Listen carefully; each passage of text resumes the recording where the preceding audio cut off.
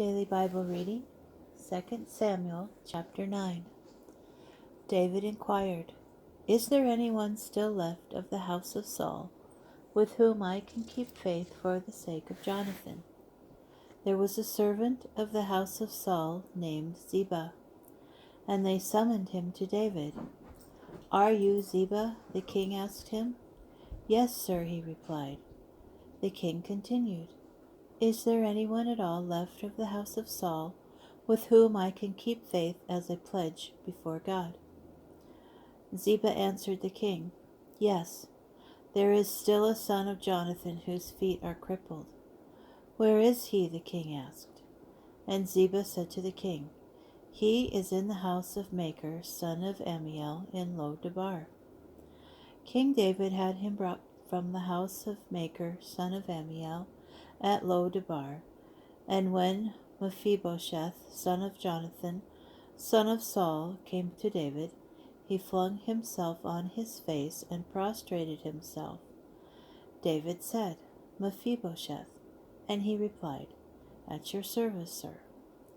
David said to him, "Don't be afraid, for I will keep faith with you for the sake of your father Jonathan.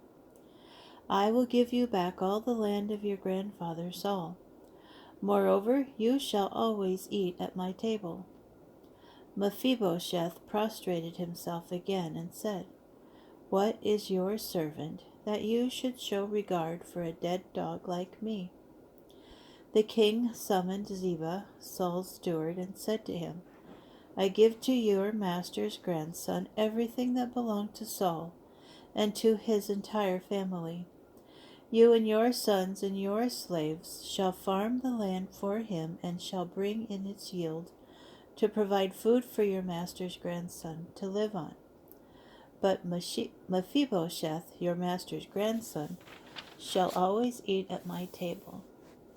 Ziba had 15 sons and 20 slaves.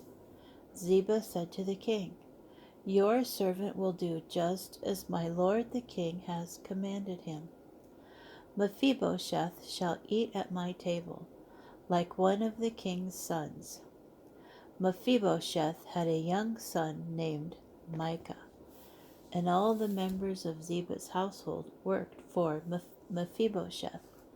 Mephibosheth lived in Jerusalem, for he ate regularly at the king's table. He was lame in both feet.